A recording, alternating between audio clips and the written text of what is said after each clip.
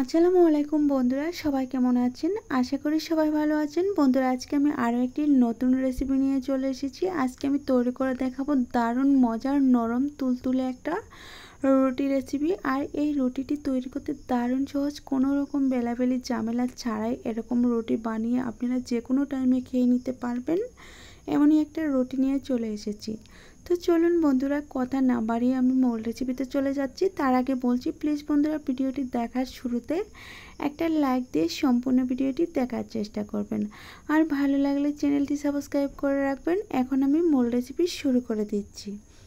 আজকের রেসিপি তৈরি করার জন্য প্রথমে একটা বোল নিয়েছি, তারপর নিয়ে নিচ্ছি মেজারমেন্ট কাপের 3 কাপ গরম পানি। বন্ধুরা, এটা হালকা কুসুম গরমের চেয়ে একটু বেশি গরম পানি নিয়ে নিচ্ছি। 3 কাপের মতো পানি নিয়ে নিচ্ছি। পানি দেওয়া হয়ে গেলে এখানে আমি অন্য উপকরণ অ্যাড করে দিব। প্রথমে দিয়ে দিচ্ছি স্বাদ মতো লবণ। লবণটা দেওয়া হয়ে গেলে দিয়ে দিচ্ছি স্বাদ মতো চিনি। বন্ধুরা, আপনারা চাইলে কমিয়ে বাড়িয়ে দিতে পারেন। তারপর দিয়ে দিচ্ছি ইস্ট। বন্ধুরা, এই ইস্টটা দেওয়ার পর আমি একটা চামচ দিয়ে নেড়ে চেড়ে 5 মিনিটের জন্য রেস্টে রেখে দিব। বন্ধুরা, এই ইস্টটা আপনারা যে কোনো মুদি শপে পেয়ে যাবেন। 40 থেকে 45 টাকা দাম রাখবে। এখন আমি একটা ঢাকনা দিয়ে সুন্দরভাবে ঢেকে দিচ্ছি। তারপর আমি 5 মিনিট পর ফিরে এসে দেখাচ্ছি। বন্ধুরা, আমি 5 মিনিট পর চলে এসেছি। দেখেন, এখন কিন্তু অনেকটা সেট হয়ে গিয়েছে। এখন আমি এখানে অ্যাড করে দিচ্ছি ময়দা। বন্ধুরা, আমি 3 কাপ পানির মধ্যে আমি 3 কাপ ময়দা দিয়ে তারপর আমি আজকে গোলাটা তৈরি করে নিব। যেহেতু গোলাটা অনেক নরম হবে, তার জন্য ময়দার পরিমাণটা 3 কাপই লাগবে। তারপর একটা চামচের সাহায্যে এভাবে করে নেড়ে চেড়ে ভালোভাবে মিশিয়ে নিচ্ছি। প্রথমে আমি ছোট চামচ দিয়ে মিশিয়ে নিচ্ছি, তারপর একটু মেশানোর পর একটা বড় চামচ দিয়ে এভাবে করে ভালোভাবে মিশিয়ে নিচ্ছি। আর বন্ধুরা, মেশানো হয়ে গেলে এখন একটা পলি কাগজ দিয়ে 10 মিনিটের জন্য ঢেকে দেব। পলি কাগজ দেওয়ার পর উপর দিয়ে ঢাকনা দিয়ে এটাকে আমি 10 মিনিটের জন্য রেস্টে রেখে দিব।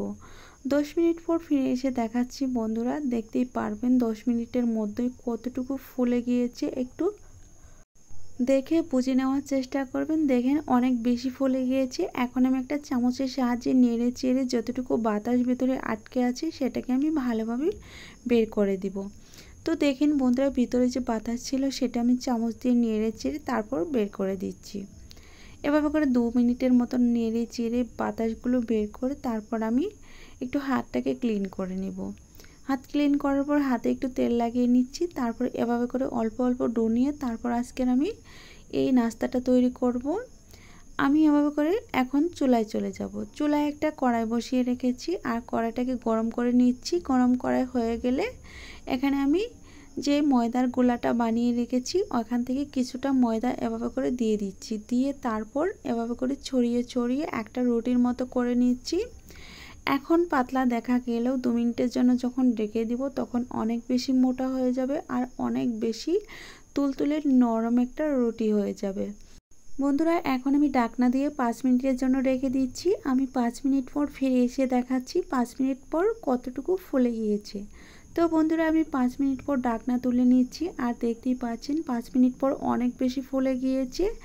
এখন আমি একটু কড়াইয়ের হাতলটা ধরে নাড়িয়ে নিচ্ছি। তারপর একটা চামচের সাহায্যে আজকের নাস্তাটাকে উল্টিয়ে নিচ্ছি। দেখেন বন্ধুরা, কত সুন্দর একটা কালার এসেছে আর দেখতেও কতটা সুন্দর লাগছে আর খেতে দারুণ মজার হয়ে থাকে। আপনারা চাইলে এই নাস্তাটাকে একদম গরুর মাংস অথবা শুটকি ভর্তা অথবা চিনির শিরা দিয়েও এই নাস্তাটা তৈরি করে খেয়ে নিতে পারবেন। দারুণ মজার হয়ে থাকবে। এখন আমি এপাশ ওপাশ উল্টিয়ে পাল্টিয়ে সুন্দর করে কালার আসা পর্যন্ত ভেজে নিব। দেখেন বন্ধুরা, একটা পাশ কালার চলে এসেছে, অন্য একটা পাশ এখনও ভালোভাবে কালার চলে আসেনি। ওই পাশটাও ভালোভাবে কালার নিয়ে এসে তারপর আজকের নাস্তাটাকে নামিয়ে নিতে হবে। আর একইভাবে আমি বাকি নাস্তাগুলোও ভেজে নেব। আজকে আমি যে পরিমাণ ময়দা নিয়েছি এখান থেকে এরকম 3টি নাস্তা বানিয়ে নেব।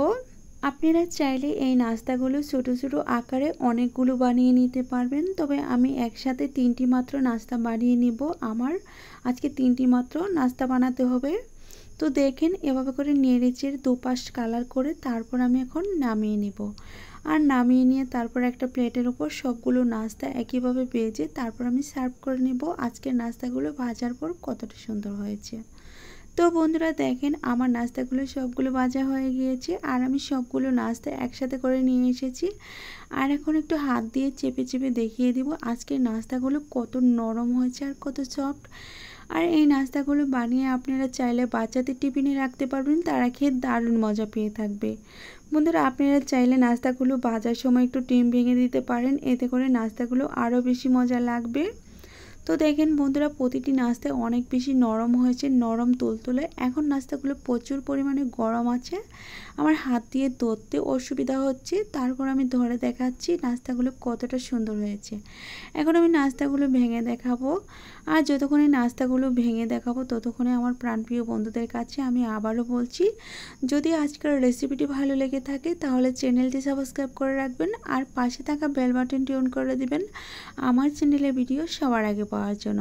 তার সাথে বলছি, আমার যদি কোনো নতুন বন্ধু এসে থাকেন প্লিজ বন্ধুরা আপনারা ভিডিওটি সম্পূর্ণ দেখার চেষ্টা করবেন আর চ্যানেলটি সাবস্ক্রাইব করে দিয়ে আমার বন্ধু হয়ে যাবেন, এইটা আপনাদের কাছে রিকোয়েস্ট রইল। তো দেখেন বন্ধুরা আমি ছিঁড়ে দেখাচ্ছি, এখন আমার বিদায় নেওয়ার পালা। আজ এ পর্যন্ত, ভালো থাকবেন, সুস্থ থাকবেন, আল্লাহ তাআলার কাছে এই কামনা করে বিদায় নিচ্ছি। পরবর্তীতে আবারও নতুন কোনো রেসিপি নিয়ে দেখা হবে। তো ততক্ষণে সবাই অনেক বেশি ভালো থাকবেন, অনেক বেশি সুস্থ থাকবেন, এই বলে বিদায় নিচ্ছি। খোদা হাফেজ।